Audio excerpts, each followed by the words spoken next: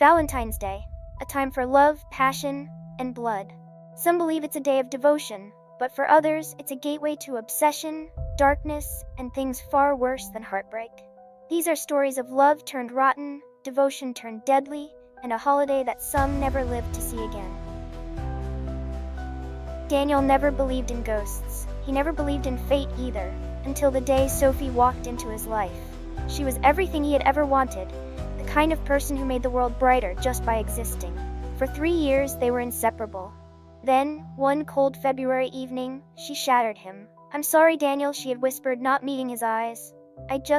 I'm not happy anymore." She left without another word, and Daniel never saw her again.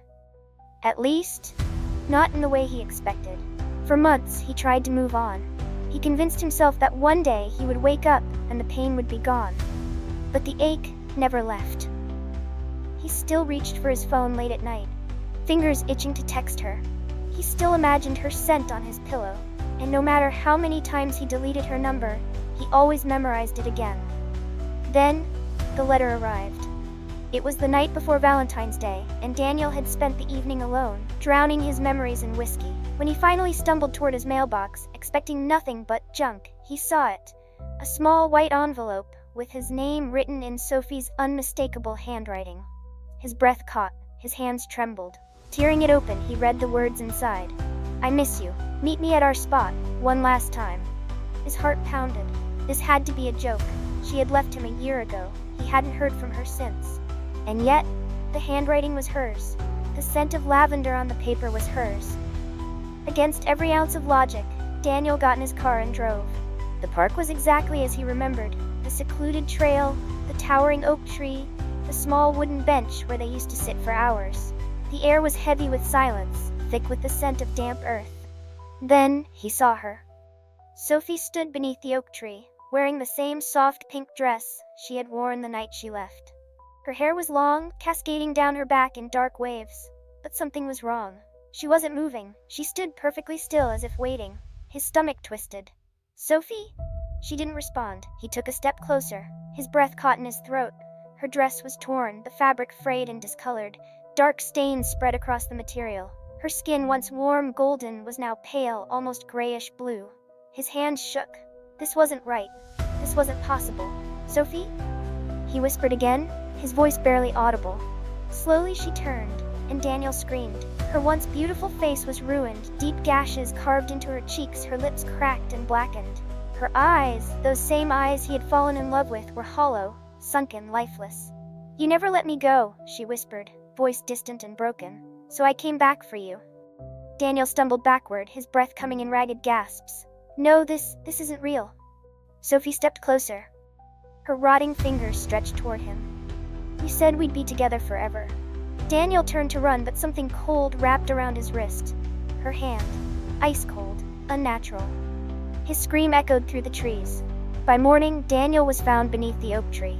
His face was twisted in agony, his body cold and lifeless. In his pocket, authorities found a letter. The ink was smudged, but the words were still legible. "Meet me at our spot, one last time." The strangest part? The handwriting was Daniel's own. Lena had never been lucky in love. Valentine's Day always left her feeling like an outsider, forced to watch the world pair off while she remained alone. Her friends insisted she try online dating, but the idea of meeting strangers terrified her.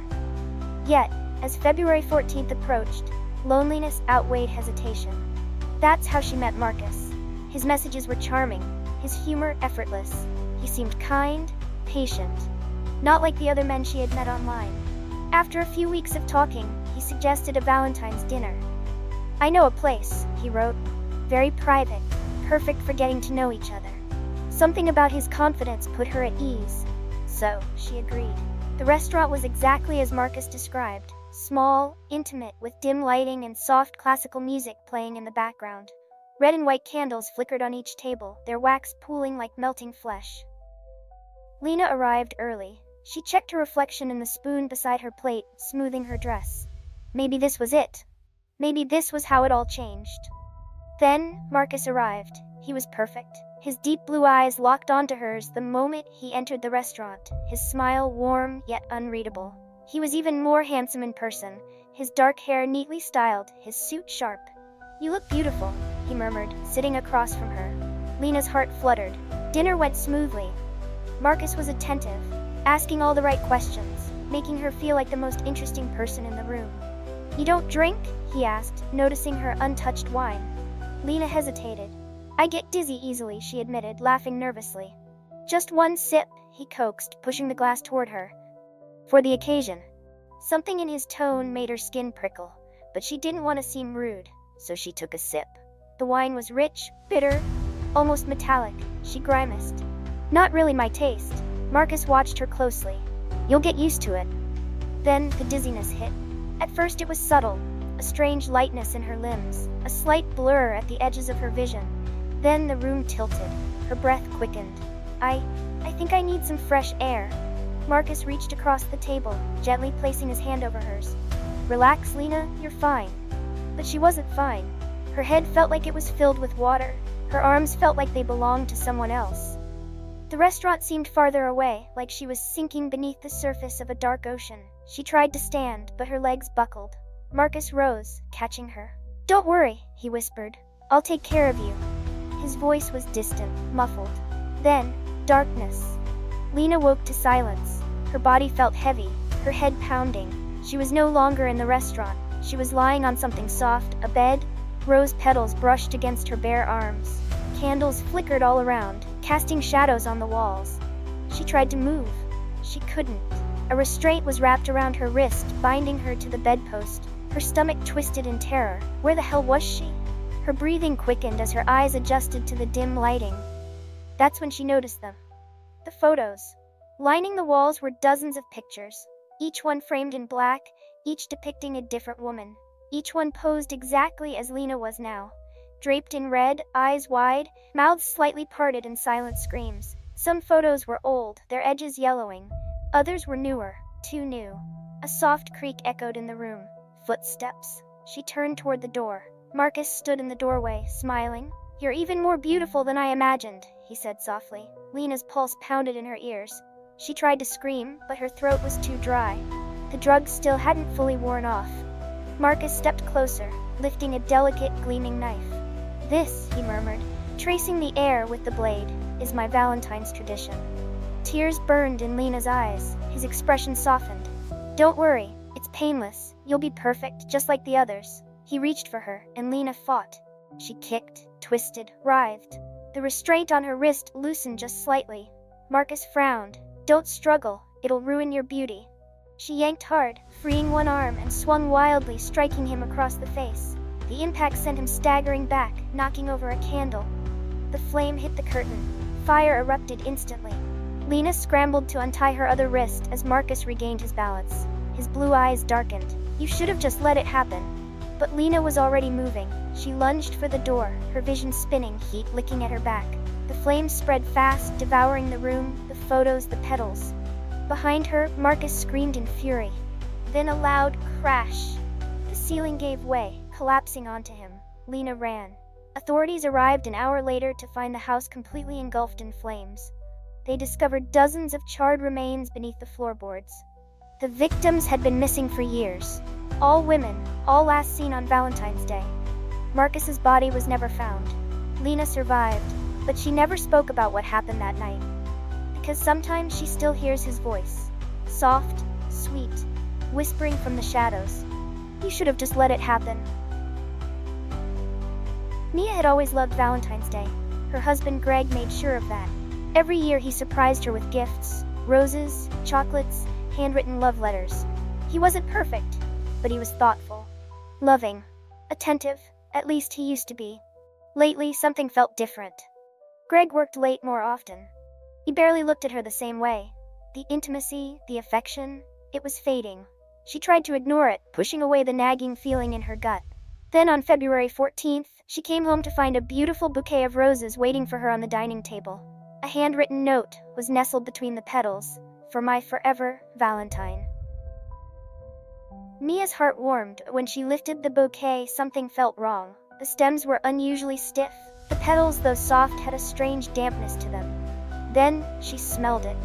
Not the usual floral fragrance. Not the crisp scent of fresh roses. Something metallic, coppery. Her stomach twisted. She stepped back, bringing her fingers to her nose. Blood. She looked down. Her fingertips were stained red. Her pulse quickened. Her breathing shallowed. Trembling, she peeled the petals apart. The deeper she dug, the worse it got. The velvety red petals were soaked through with blood, the thick liquid seeping from the hidden center of the bouquet. Something wet and meaty lay deep within. A rotting, severed human heart. Mia screamed, hurling the bouquet across the room. The roses hit the floor with a sickening splat, the heart rolling out like a discarded fruit. Her stomach lurched.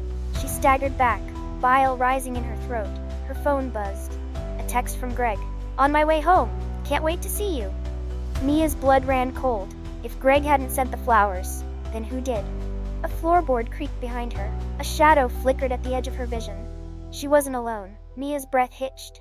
She turned slowly, every muscle in her body screaming at her to run. The room was silent, but not empty. In the dim candlelight, she saw a figure standing in the hallway. A woman. Her body was pale, lifeless, her dark hair matted against her face. Her chest was sunken in, like something had been ripped out of it, like her heart. Mia's breath came in sharp gasps. No, this isn't real. The woman tilted her head, dark, empty sockets where her eyes should have been. "You forgot about me," the figure whispered. Mia's hands shook. What are you?" The woman took a slow step forward. The house groaned, as if something ancient was waking up. "You forgot about me," she repeated, voice twisting into a distorted hiss. Mia stumbled backward. Her foot slipped on something wet. She looked down. A fresh trail of blood stretched from the bouquet toward her feet. Her vision blurred, her breath ragged. The woman was closer now. Lena finally recognized the decaying face. It was Emma. Emma, Greg's ex, the woman he had dated before her, the one he never talked about, the one who had supposedly left town years ago, disappearing without a trace. But she hadn't left. She had been here all along. Mia's heart pounded. "You're dead." Emma's lips curled into a grin, teeth jagged and blackened. "I know." The lights flickered. The room tilted. A violent, choking scream erupted from Emma's throat. Mia turned and ran. She burst through the front door, tripping down the porch steps, nearly tumbling into the street. She didn't stop, didn't breathe, until she reached her car. Her hands fumbled with the keys. Behind her, the house was silent. The doorway was empty. No sign of Emma, no sign of anything. Just the roses, wilting on the floor. Greg's car pulled into the driveway. He stepped out, looking confused. "Mia?" She turned to him, still gasping. "Who sent the flowers?" He frowned. "What?" "The roses," she cried. "The ones on the table? Who sent them?" Greg hesitated. I did." Mia felt her blood turn to ice. She stared at him, unable to breathe. "No, you didn't." A slow realization crept into Greg's face. He paled. "Mia, what are you talking about?" She pointed toward the house, her voice breaking. "Emma. She was there. She was in the house." Greg's eyes darkened. He froze. Mia had never seen him look so terrified. "How do you know that name?" Her stomach dropped. Greg took a slow, shuddering step back. His face twisted in horror. "Mia," he whispered. "Emma's body is buried in our backyard." The wind howled through the trees. The porch light flickered, and for the briefest second, Mia saw it. Emma, standing behind Greg, smiling. The lights went out, and Mia screamed. Love should be forever, but sometimes it refuses to die. Be careful who you give your heart to, because some lovers don't let go, even after death. Happy Valentine's Day, if you live to see it.